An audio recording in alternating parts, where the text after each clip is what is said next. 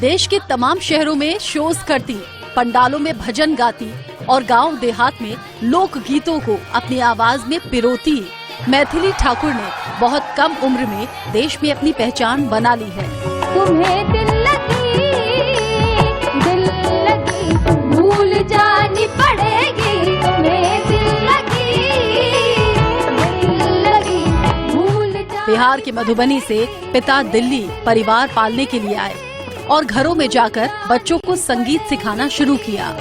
Tuition से घर चलाना मुश्किल हुआ तो पिता ने बेटी को सिंगर बनाने की सोच ली।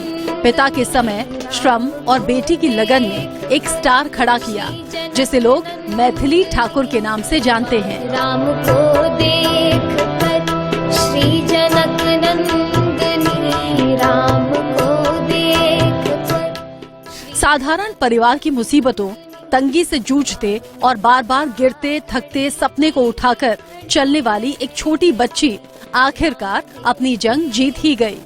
मैथिली देश की लड़कियों के लिए एक मिसाल हैं। जुग जुग जिया सुलला भवन मां के बाग जागल हो, ललना लाल हुई है कुलवा के दीपक मनवा में आस लागल हो, ललना लाल हुई है कुलवा के दीपक मनवा में आस लागल हो।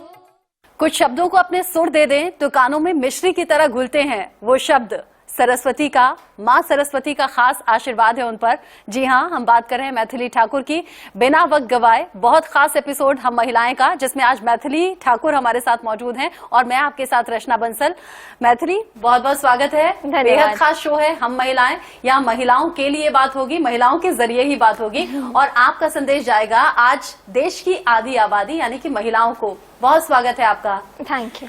मैथिली, आज तो आप सुपरस्टार की तरह हैं। देश का बच्चा बच्चा, बड़े से लेकर बुजुर्ग सब आपको जानते हैं, लेकिन मैथिली यहाँ तक कैसे पहुंची, ये संघर्ष कैसा रहा, ये आज हमारे दर्शकों को बताइए। बचपन से शुरुआत करते हैं। मुझे बिल्कुल ध्यान भी नहीं है कि मैंने गाना सीखना कैसे शुरू किया, क्योंकि घर में ही सारे इंस्ट्रूमेंट, पिताजी ही हमारे म्यूजिक टीचर और वातावरण ही ऐसा था। गांव में हमारे बाबा भी बहुत अच्छा गाते हैं, अभी भी कीर्तन करते रहते हैं। तो वैसे ही शुरुआत हुई, सुनते सुनते, सीखते सीखते। और कोई एक ऐसा नहीं लगता था कि हम कुछ एक्स्ट्रा चीज़ कर रहे हैं। म्यूज़िक मुझे लगता था सबके घर में ऐसा होता ही होगा जैसा मेरे घर में है, क्योंकि उस समय ज़्यादा इंटरेक्शन नहीं होता था मेरा और बच्चों के साथ। लेकिन धीरे धीरे कैसे रुचि बढ़ने लग गई और कैसे हुआ मुझे खुद उतना आइडिया नहीं मिल रहा। लेकिन हाँ, अभी के समय मैं ये कह सकती हूँ कि मैं जो रास्ते पे चली, म्यूज़िक जो मुझे कभी कभी लगता था कि यार क्यों इतना करना पड़ता है और इसके लिए काफ़ी परहेज़ करना पड़ता है सीखने के लिए भी, और काफ़ी चीज़ों का ध्यान देना पड़ता है। और बच्चे तो ये टाइम पे खेल रहे होते हैं, लेकिन मुझे अभी घर में ही रह के प्रैक्टिस करना है। तो वो चीज़ें वर्थ इट रही और काफी लोग मुझे बहुत सारा प्यार करते हैं और मेरे साथ साथ मेरे दोनों और वो प्यार दिखता भी है, खासतौर से सोशल मीडिया पर आपके जैसे फैन फॉलोइंग है या फिर जितने लाइक्स और सुपर डुपर हिट आपके वीडियोस होते हैं उससे मालूम होता है। लेकिन मैथिली, अगर नॉर्मल बच्चों की हम बात करें, नॉर्मल बच्चे जो स्कूल जाते हैं, फिर उनके एक्स्ट्रा ट्यूशन होते हैं, एक्स्ट्रा क्लासेस होती हैं, इन सब चीजों के लिए आपने कैसे वक्त निकाला? क्योंकि आप बचपन से रियाज करें, मेरे ख्याल से 3-4 साल की आप थी जब से आप गाना शुरू किया आपने। जी। पहले तो मुझे समझ ही नहीं आता था ये बच्चे कौन से होते हैं जो पहले स्कूल जाते हैं, छोटे छोटे बच्चे होते हैं, स्कूल जाते हैं, उसके बाद ट्यूशन भी जाते हैं, फिर ट्यूशन वाली मैम आती है घर पे पढ़ाने। ये सारा सिस्टम क्या है, ये तो मुझे बहुत पहले समझ ही नहीं आता था।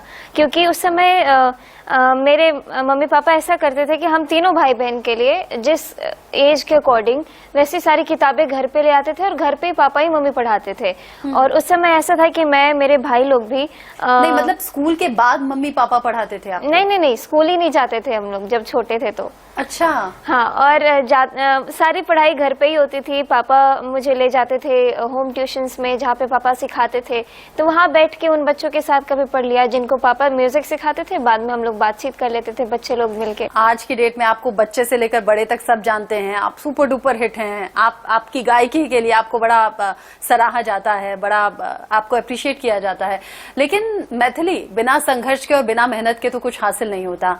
कितने घंटे का वो रियाज रहता है आज भी और बीते दौर में भी, जब आप प्रैक्टिस किया करती थी, जब आप प्रैक्टिस करती थी, जब आपके पिता आपको सिखाते थे आस पड़ोस में, और वो जो 4 लोग हम कहते हैं ना कि 4 लोग बातें बनाएंगे, कोई तो बातें बनाता होगा, पीछे ढकेलता होगा कि अच्छा कुछ नहीं कर पाओगी। वैसे तो थे बहुत लोग, लेकिन उसको पापा वो सारी चीज़ें ऐसे हैंडल करते थे कि हमें पता भी नहीं चलता था। लेकिन अब जैसे थोड़ी बड़ी हुई हूँ तो थोड़ा समझ में आता है कौन क्या बोल रहा है, वो चीज़ें हम सुन पाते हैं, समझ पाते हैं। लेकिन जब मैं छोटी थी तो म्यूज़िक ऑब्वियसली ऐसा है ना कि आप घर में करिए जो करना है, लेकिन आपको बाहर परफॉर्म करने आप जा रहे हैं वो म्यूज़िक के लिए, और आप मतलब काफ़ी लेट घर आ रहे हैं, तो ये सारी चीज़ें थोड़ा सा वैसा लगता था कि ये क्या ठीक नहीं है।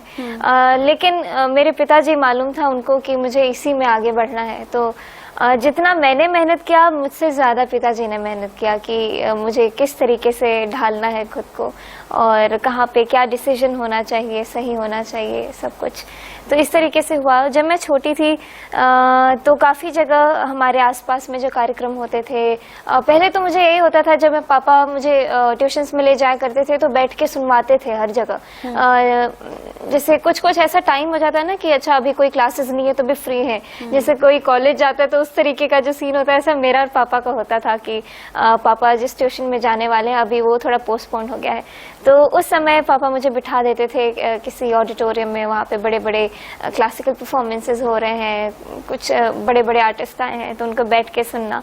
तो वही सब से मुझे काफ़ी इंस्पिरेशन मिलता था कि मैं भी जब बड़ी होंगी तो मैं भी ऐसे बड़े बड़े कार्यक्रम में बैठ के गाऊंगी और इतने सारे लोग मुझे सुनने आएंगे और सब मुझसे फ़ोटो खिंचवाएंगे, मुझे सुनेंगे, ताली बजाएंगे।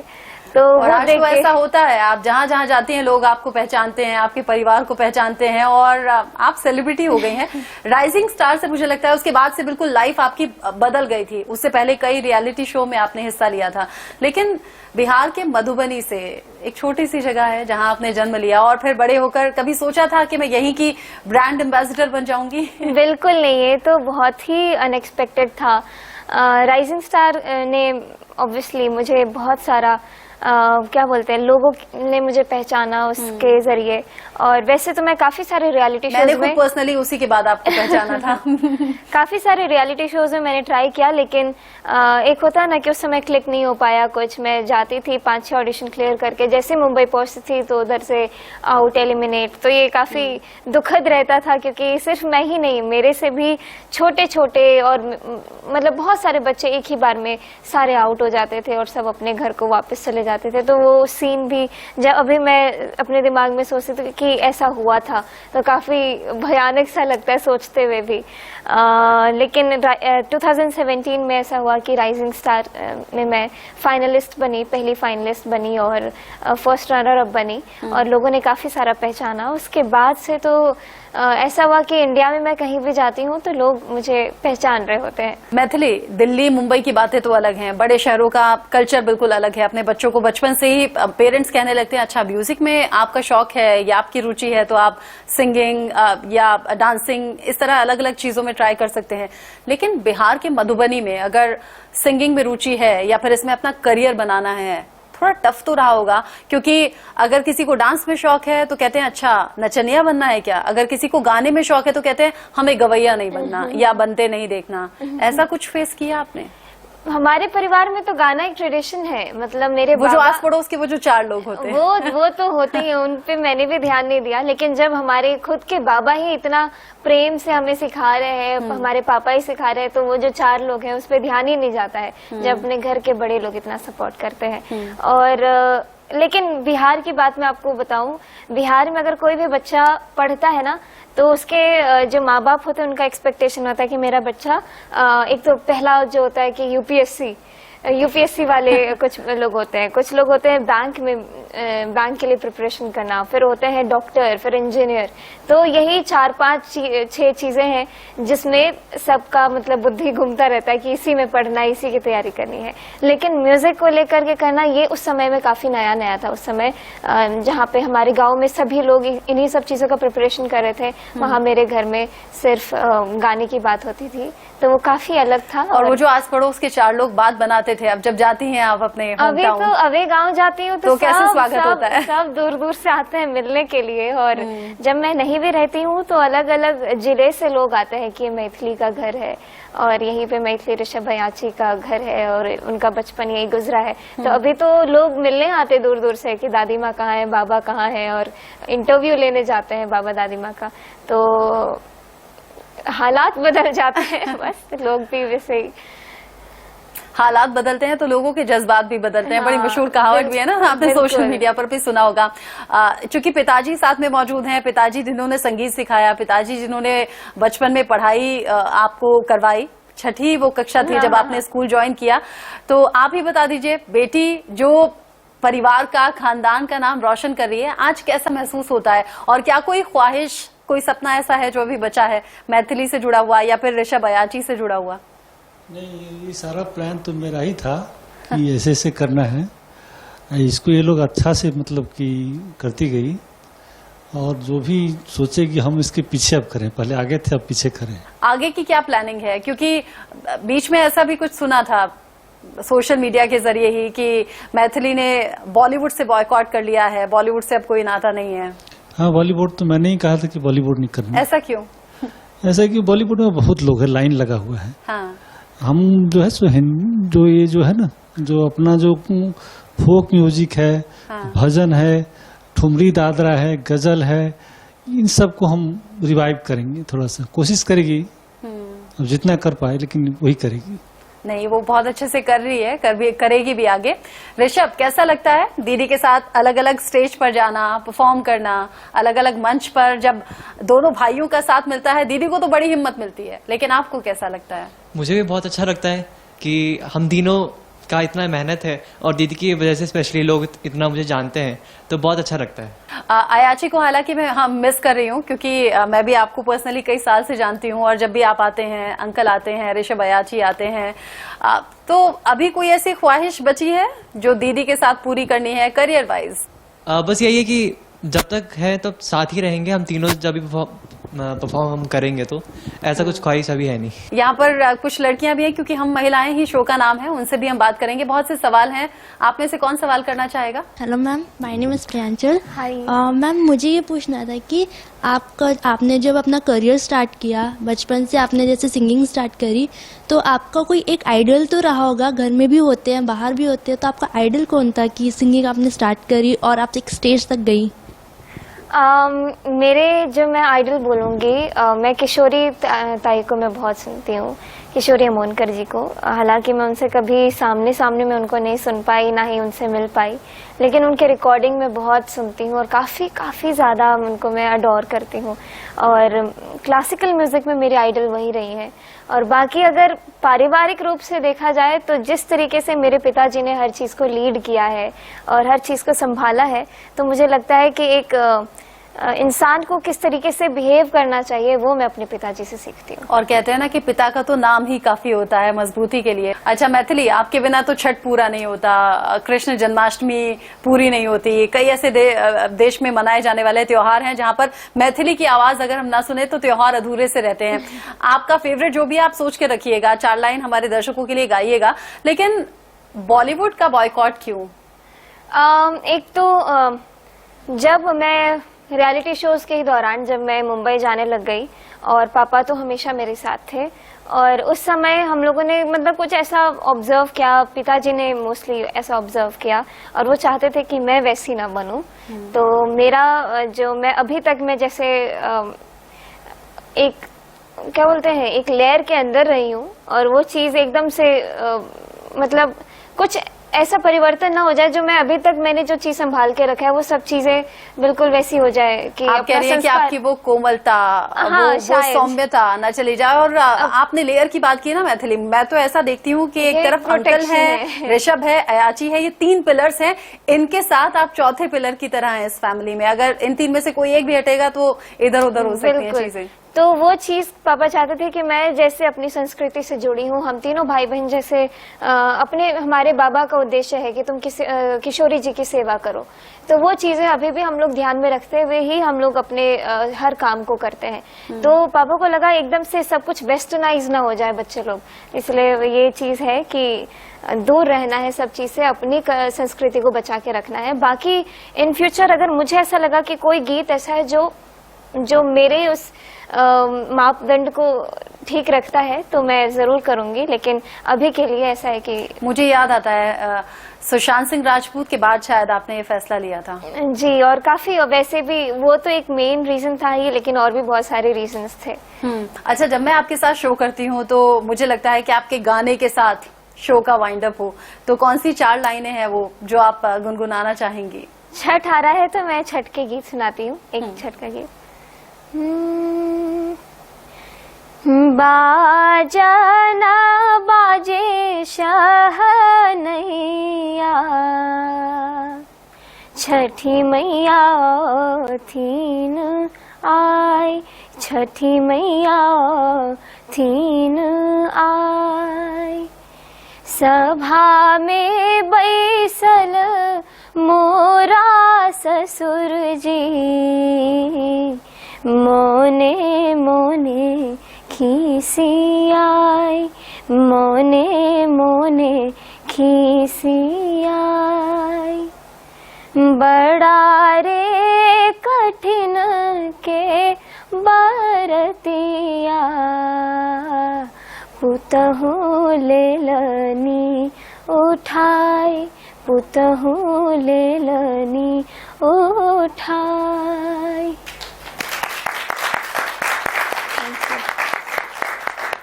मैथिली, आपकी आवाज के बिना छठ की रौनक अधूरी रहती है और हम तो हर साल छठ पर आपके गीत गुनगुनाते हुए आपको देखते हैं, सुनते हैं और छठ की रौनक और बढ़ जाती है। लेकिन चूंकि शो का नाम है हम महिलाएं, तो देश की आधी आबादी को ध्यान में रखते हुए कौन सा गीत है जो आपके दिल में आ रहा है अभी?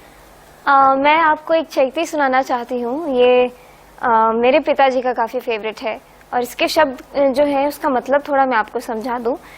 नैहर से केहू नहीं अइले हो रामा, बीतले फगुनमा, और बाबा मोरा रहते त नौवा के पठौते, साड़ी संग चूड़िया से नुरवा हो रामा। अम्मा मोरा रहती त भैया के पठौती, भौजे के कठिन करेजवा हो रामा। मतलब एक लड़की के जीवन से अगर उनके माता पिता का साया दूर हो जाता है तो कैसे उसकी ज़िंदगी बदल जाती है और वो कैसे आश्रित रहती है हर चीज़, छोटी छोटी चीज़ों के लिए। तो सुनाती हूँ।